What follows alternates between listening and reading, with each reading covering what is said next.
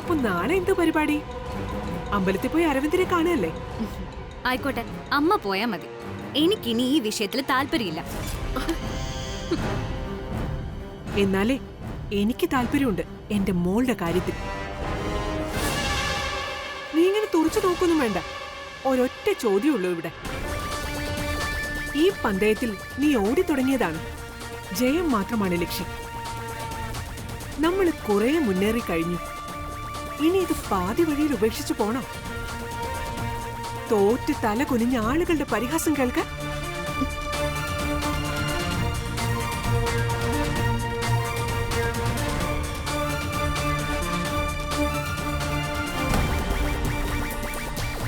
കുട്ടിക്കാലം മുതലേ ഞാനൊരു വാശിക്കാരിയായിരുന്നു.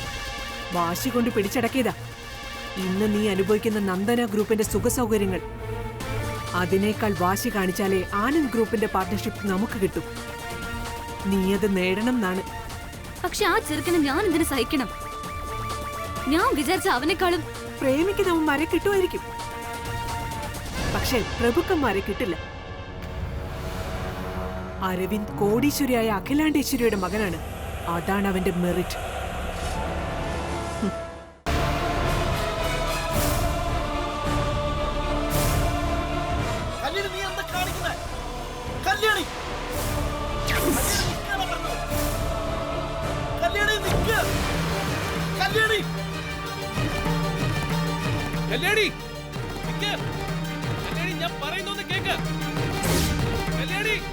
അവിടെ നിൽക്കാനാ പറഞ്ഞ.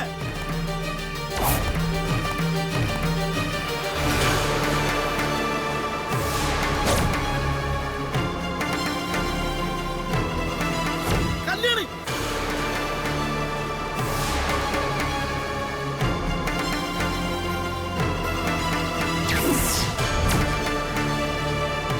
കല്യാണി നിൽക്കാനല്ലേ പറഞ്ഞു.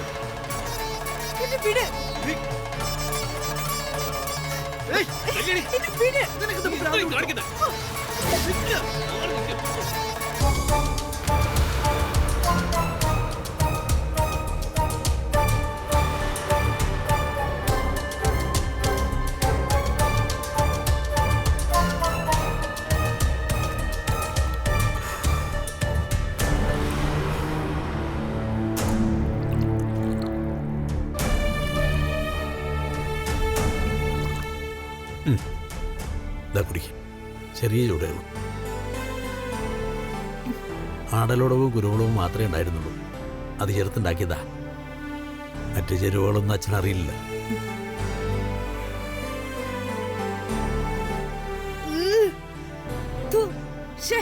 എന്തൊരു കയ്പ്. കൊരങ്ങ, ഇത് സിദ്ധൌഷധാടാ. തുപ്പിക്കളയാണോ നീ? ആടലോടകവും കുരുമുളകും മാത്രം ചേർത്താ പോരാ. കാട്ടുതുളസിയും കിരിയാത്തും കുറച്ച് മല്ലിയും കുറച്ച് ചെറിയുള്ളിയും ചേർത്ത് കഴിച്ചാലുണ്ടല്ലോ, ഒരു ഡെങ്കിപ്പനിയും വരില്ല, ഒരു ചിക്കൻ ഗുനിയും വരില്ല. അതറിയാമോ നിനക്ക്? ഓ, എന്റെ ചേച്ചി വൈദ്യരത്നം കല്യാണിയാണെന്ന കാര്യം ഞാൻ മറന്നുപോയി. സോറി വേട വൈദ്യരെ. കൊള്ളാം, ഇത്രയൊക്കെ അറിയാവുന്ന മോളാണ് ഈ കാലാവസ്ഥയിൽ ഈറനോടെ ശയനപ്രദർശനം ചെയ്യാൻ പോയത്. പിന്നെ എന്തിനായിരുന്നു ഇത്ര കടുത്ത പ്രയോഗം? അതച്ഛാ, നന്ദന മേഡത്തിന്റെ അനിയൻ കുഞ്ഞിന്റെയും കല്യാണം നടക്കണ്ടേ? ഞാൻ നോക്കിയപ്പോ തടസ്സങ്ങളോട് തടസ്സങ്ങളാ. എന്തൊക്കെയോ പ്രശ്നങ്ങള്. ഞാൻ ആലോചിച്ചപ്പോ അതൊക്കെ മാറാൻ ഈ ഒരൊറ്റ വഴിയെ ഞാൻ കണ്ടുള്ളൂ.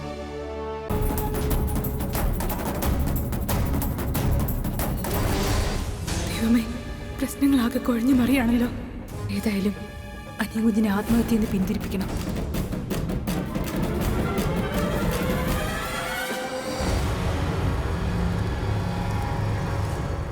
നാളെ നന്ദനമ്മയുടെ ഇവിടെ വരാതിരുന്നാലോ?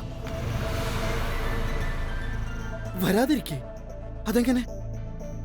വരില്ല, ഞാൻ ഏറ്റു. കല്യാണി, നീ പറയുന്നൊക്കെ നടക്കോ? നടക്കും, നടത്തി കാണിക്കും ഞാൻ. ഏത് വിധേനയും നന്ദനമ്മയുടെ നാളെ ഇവിടെ വരുന്നത് ഈ കല്യാണി മുടക്കിയിരിക്കും. എന്താ പോരെ? മതി. അങ്ങനെയെങ്കിൽ അതിന് പകരമായിട്ട് നിനക്ക് എന്തും തരും. എന്തും വേണ്ട, പകരമായിട്ട് ഈ കയ്യിലിരിക്കുന്ന ആ ഗുളികകൾ തന്നാ മതി. തരാം.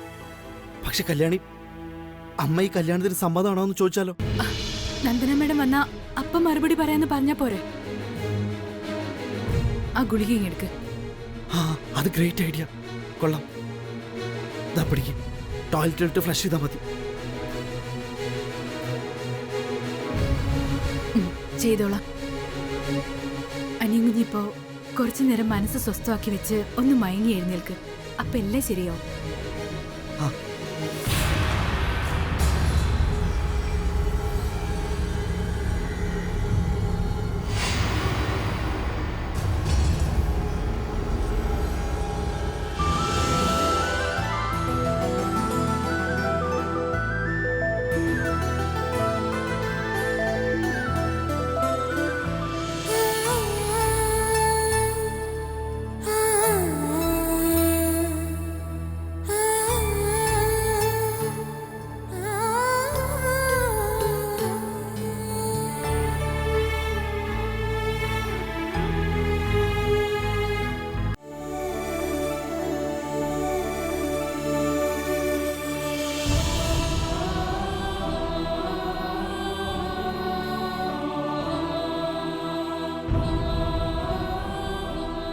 അമ്മ എന്താണ് തീരുമാനിച്ചിരിക്കുന്നതെന്ന് അറിയാൻ വയ്യല്ലോ ദൈവമേ. ഒരു സമാധാനം കിട്ടുന്നില്ലല്ലോ.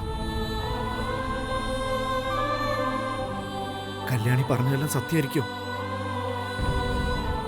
അതോ അവൾ എന്നെ രക്ഷിക്കാൻ വേണ്ടി കള്ളം പറഞ്ഞതാണോ? കല്യാണി കള്ളം പറയോ? ഇല്ല. കല്യാണി നന്ദന വരാതിരിക്കാൻ എന്തെങ്കിലുമൊക്കെ ചെയ്തു കാണും. നന്ദന വന്ന പിന്നെ എല്ലാം തീർന്നു. ഭഗവാനെ, ഭ്രാന്ത് പിടിക്കുന്നല്ലോ. അനിയങ്കുഞ്ഞ് എന്നോട് ക്ഷമിക്കണം. അപ്പൊ ജീവൻ രക്ഷിക്കാൻ ഞാൻ ആ വഴിയെ കണ്ടുള്ളൂ. നന്ദന മേഡം വരില്ലെന്ന് കല്യാണി വെറുതെ പറഞ്ഞത്. ആദ്യമായിട്ട് കല്യാണി അനിയങ്കുഞ്ഞിനോട് കള്ളം പറഞ്ഞു. മാപ്പ്. അനിയങ്കുഞ്ഞ് പാവാണെന്ന് എനിക്കറിയാം. നല്ലതേ വരൂ. കല്യാണിയുടെ പ്രാർത്ഥനകൾ എന്നും കൂടെ ഉണ്ടാവും.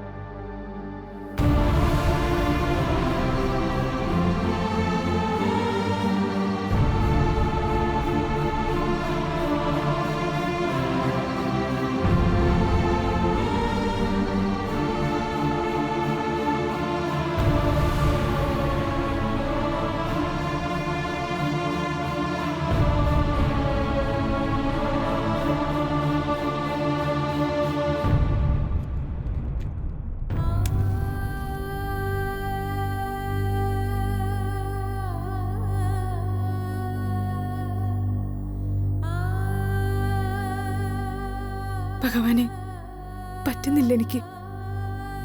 ഈ വീട്ടിലുള്ളവരൊക്കെ എന്റെ ആരാണെന്ന് ചോദിച്ചാ ആരുമല്ല. പക്ഷെ ഇവരെയൊക്കെ പിരിഞ്ഞു പോവാൻ എനിക്ക് പറ്റുന്നില്ല. ഏതോ മുജ്ജന്മ ബന്ധമുള്ളവരെ പോലെയാ തോന്നണേ.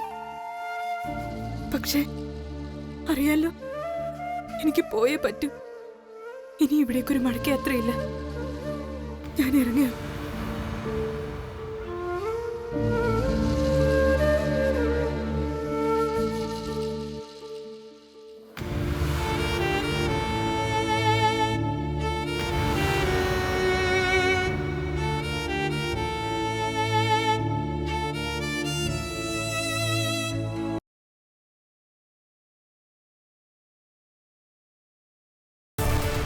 കുടുംബത്തിന്റെ അഭിമാനത്തെക്കാൾ സ്വന്തം ഇഷ്ടത്തിന് വില കൊടുക്കുന്ന ഇവൻ അർഹിക്കുന്നത് ജീവിതമല്ല, മരണോ. കൊല്ലണോ ഇവനെ.